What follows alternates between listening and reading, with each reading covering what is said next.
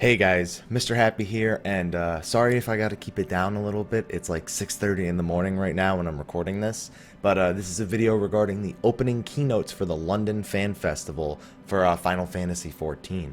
And such exciting news. I had to do it right away. I couldn't wait till the end of the day. I may have more news or information from some of the panels coming later, but I wanted to get this out right away. So, big announcements in the opening keynotes. First, let me just say they went over a lot of the stuff we already knew about Heavensward. They went through it really quick, and just a quick little reminder. But there are some really important announcements for European players, especially things regarding the open item sales controversy that they addressed on stage, as well as new beast tribes, new primals, and a first sort of look at the one of the new jobs. So let me go through the information I have here. I'm going to include this quick little my notes on the opening keynotes. I'm going to include those in the description of the video. There's not really much here. There's some points I left out when they were just talking about one of the new features in Heavensward that is like they just kept saying the same thing over and over again. So the first most important thing, if you are a European player, they are going to be implementing real European data centers, real ones. You're not going to be playing from Montreal anymore or wherever the heck the North American server actually is. Everyone just thinks it's in Montreal.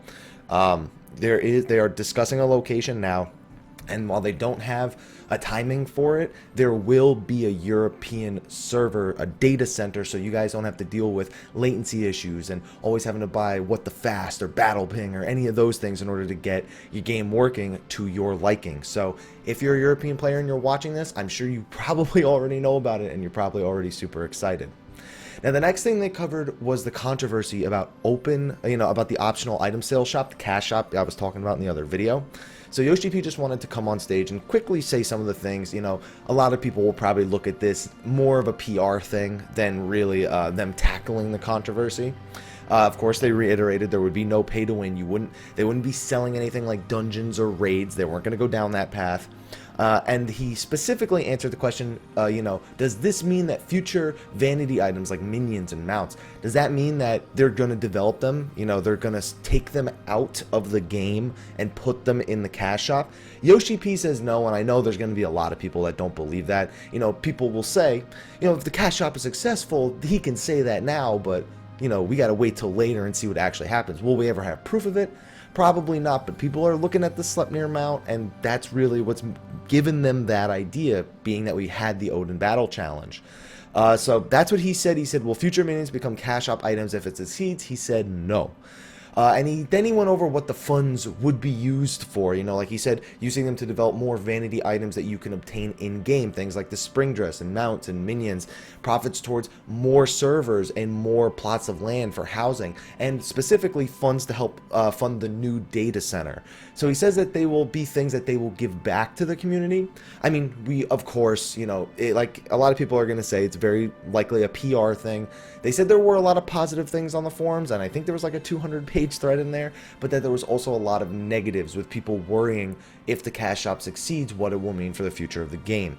We really kind of just have to see. You can take what he said at face value, or you can take it with a grain of salt. That's up to you guys on the other side of the screen, and it's, if your opinions are your opinions, that's like the bottom line. No one should tell you what your opinion should be on the cash shop. You should have your own opinion on it. Whether you don't care, you're worried about it, it's ruining the game for you, it's your opinion. That's what it is.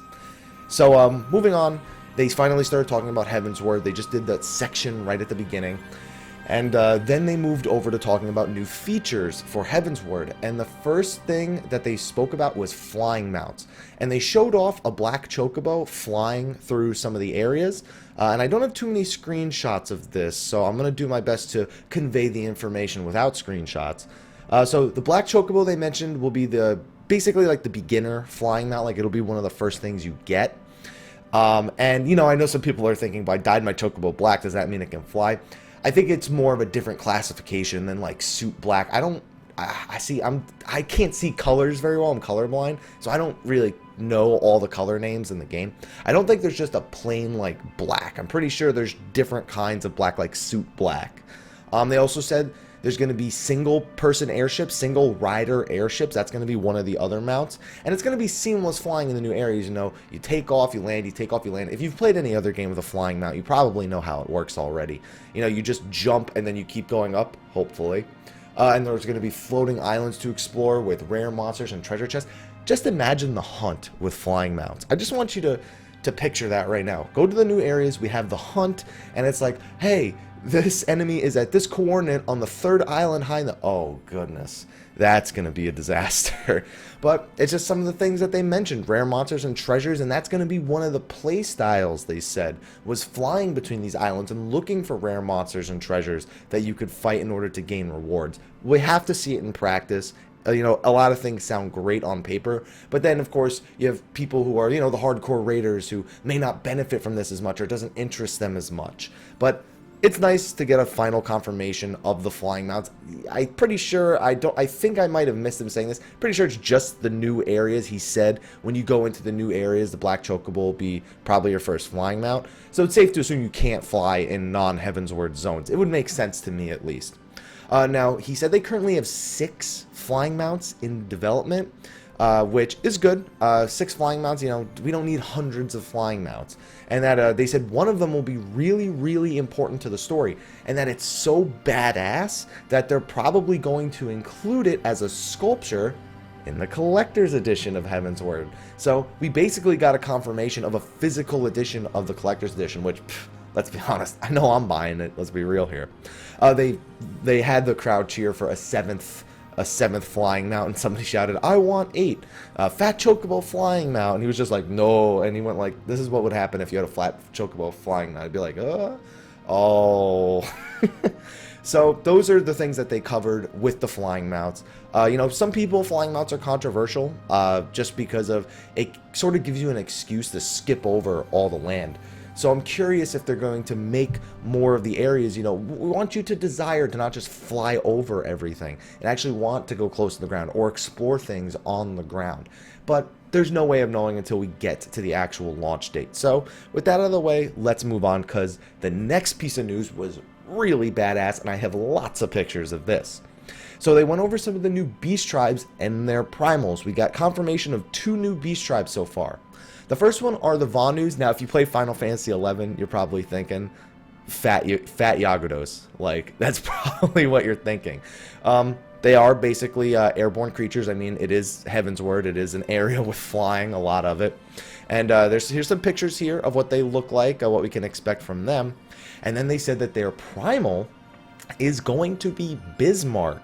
Now, it's been a while since I've played Final Fantasy VI. Since the last time I played it, but I'm pretty sure he's a Final Fantasy VI Primal. I can't remember him being in any other Final Fantasy. I know there was a server named after him in 11, but that's all I remember. Maybe he was in like games like Tactics or something, and I just don't remember.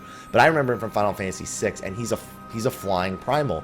And they mentioned fighting him on an airship with no rails. So it sounds a little bit like the Leviathan encounter, except that you'll be on an airship instead of out into the water. So I'm looking forward to that, but the next one is the one that I was super hype over. Nath. Nath is the other form of beast tribe that they showed off, and they're a very bug-like creature. They look, I can't tell what kind of bug they are. Unfortunately, I'm an insectophobe too, so I don't know. You'd think I know it then.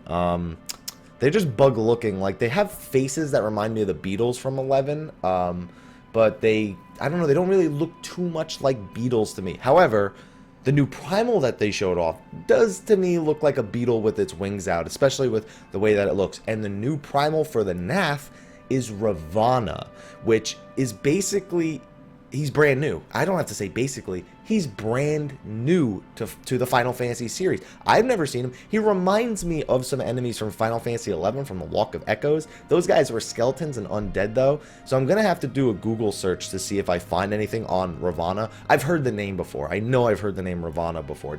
I don't know. We'll just have to wait and see. But he's a giant bug. He's a Lord of War, and he's designed with Odin in mind. He's very similar to Odin in some aspects, and he looks badass. I'm just saying, these pictures, he looks badass. I mean, I don't really need to say much else. You guys can see it right there. So, honestly, that makes me wish we had more Final Fantasy XIV original primals, Because if they could come up with something like that, if that's an original Primal, that's awesome. Like, I love originality in the Final Fantasy series. I know the Final Fantasy series is all about taking from past games in the series and building it with a new world in mind, with new lore in mind. I know that's a big thing, but when something new pops up, it's always appreciated as long as it's well done. And I hope that he's as well designed lore-wise as he is just design-wise. So those were the two new Beast Tribes and their two new Primals. So we have Vanu and Bismarck, and we have Nath and Ravana. So I'm looking forward to seeing those when Heavensward comes out. Now, the last bit of new news we got from the opening keynotes. Keep in mind this is just from the opening keynotes. There may be new information from the rest of the day. We got confirmation on the new job. We've been talking about it since last week. Dark Knight. Dark Knight, we got a picture right here on the screen. And there's going to be some things I'm going to say. Some Final Fantasy XI players might not be thrilled about it, but I've been suggesting that this is a good idea ever since a long time ago. My top 5 video said I could imagine them being a tank, and I'd love to see them with great swords. Well, I guess I hit the nail on the head with that one, because Dark Knights are indeed tanks. That is right. Those of you who played Final Fantasy XI, that might seem a little bit strange. I do want you to remember a time when Dread Spikes was really overpowered in Final Fantasy XI, though, and Dark Knight tanks became very popular for a short time because of how much damage they could deal and how durable they were with Dread Spikes up. They're also going to be using great swords as their weapon, so they're not going to be sword and board. And you're probably wondering, well, then there's got to be a new class for them, right? There's got to be a new class for Dark Knight. What's the new class, Mr. Happy? There's no base class. There is no base class. Now, I first took that, I was like, no base class. Huh. At first I looked at that and I said, okay, so they're just not implementing a new class, they're just going to use one of the old ones. No, Yoshi P said it's the first ever job to have no base class, which means it's just Dark Knight. Like level 1 to 50, or 60 in this case, you're Dark Knight. That's all you are. I was very happy about that. And there's a big reason. A lot of people have criticized the class and job system, that it doesn't really add a lot to the armory. You know, the armory system, it's cool in theory, but it kind of makes classes go unnoticed. It makes them unappreciated. And I totally agree with that. So, I'm down. I mean, that's all it really is for me. No base class. I could just buy the expansion and go unlock my Dark Knight and I'm good to go. That sounds perfect to me. I just want to know what their mount is going to be. You know how Paladins and Warriors have their tanking mounts now? I want to know what the Dark Knight mount is going to be. And then they just briefly went into how they'll play. They use their weapon, but they more specifically use magic in order to tank. I'd assume they cast things like, you know, drain magic. So we may see them be a little bit more MP focused than TP focused. It may be about balancing the two out. Similar to how you have the Riot Blade combo with Paladin and you have Flash and Cures and Stone Skin being one of your most important ones. You may see a lot more magic being used by them. The power of darkness specifically. So, yeah, that was all the real, like, big news they had. Dark Knight and Ravana were my two favorite things by far. But then Yoshi P took off his Batman shirt he was wearing the whole time, and he showed us a 007 shirt. And he went, I really like James Bond, you know, especially the man with the golden gun. So we're not going to find out what this gun job is anytime soon. We're not going to find out until December in the Japanese Fan Festival, December 20th. But he basically said the next job that they're going to show off there is going to be the gun job. It's pretty much confirmation. Apparently, Final Fantasy XIV from now on is going to do all of their reveals via shirts. So just look at what Yoshi P is wearing every single time he does an event, because it's going to be the next job apparently. And that's all the new information I have for you guys from the opening keynotes of the London Fan Festival. Thank you for watching this video. Leave your comments, whether you like the Dark Knight or you hate the fact that it's a tank. If you think Ravana or Bismarck are good or bad, do you like flying mounts? Do you hate the idea of flying mounts? What do you think about the EU data centers? Can't forget about that, guys. I know we just announced Dark Knight, but EU data centers for the European players, real. It's real. It's gonna be real at some point. The optional item sale controversy. I've seen plenty of comments about it already, but just based on his comments, leave everything in the comments of the comment section of the video below. Be sure to like, favorite, subscribe, and share for more Final Fantasy XIV news. Hopefully, I'll have some more stuff to talk about by the end of the day. We'll have to see if there's anything worth talking about in those panels. But regardless, thank you for watching, guys, and until next time, take care.